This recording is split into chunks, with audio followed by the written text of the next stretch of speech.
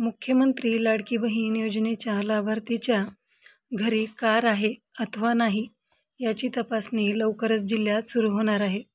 त्या अनुषंगाने महिला व बालकल्याण विभागाच्या वतीने RTOकडून अंगणवाडी सेविकांना 3,500 लाडक्या बहिणींची यादी पोहोचती करण्यात आली आहे. कुटुंबातील एका व्यक्तीकडे कार असलेल्या महिलांना या योजनेतून वगळण्यात येणार आहे. निवडणुकीच्या पार्श्वभूमीवर लाडकी बहीण योजना सुरू केली.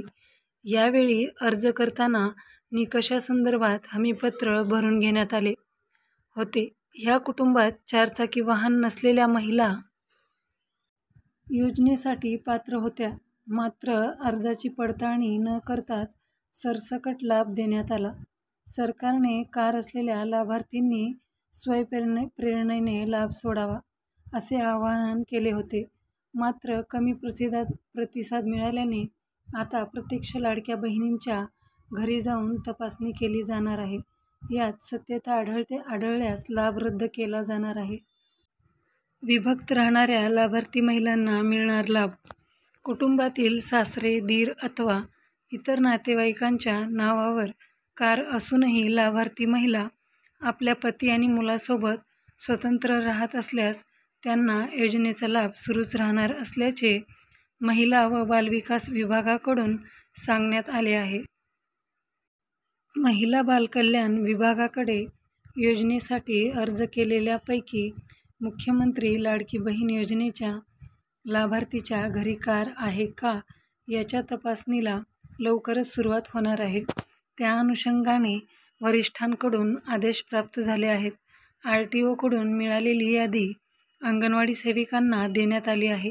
यात जिल्ह्यातील 3,500 लाभार्थी महिलांची तपासणी केली जाणार असल्याचे विभागाकडून सांगण्यात आले आहे.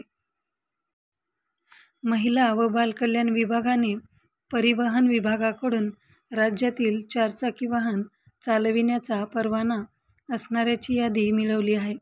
या यादीच्या आधारे अंगणवाडी सेविका घरोघरी जाऊन महिलांच्या घरी 4 चाकी कोणाच्या नावावर आहे याची चौकशी करून यादीतील नाव आणि प्रत्यक्षातील व्यक्तींची खातरजमा करणार आहेत. कार चालविण्याचा परवाना आहे, मात्र दुसऱ्याची कार चालविणाऱ्यांना यातून वगळण्यात येणार आहे.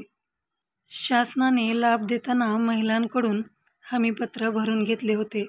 यात 4 चाकी कार नसल्याचे नमूद केल्याने त्यांना लाभ देण्यात आला होता. मात्र ज्यांच्या नावावर कार आहे असेही लाभार्थी योजनेचा लाभ घेत असल्याने त्यांना लाभ सोडवण्यासाठी आवाहन केले होते.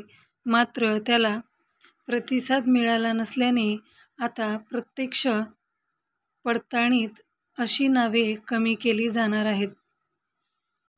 5 एकर शेती, शासकीय नोकरी नको, उत्पन्नाची अट 2.5 लाखाची.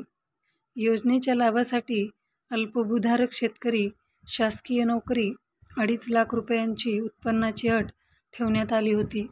मात्र आता पडताळणीत निकषाची पूर्तता न करणाऱ्या लाभार्थ्यांना कमी केले जाणार आहे. मित्रांनो, ही बातमी गुगलवरून सर्च करून घेण्यात आलेली आहे.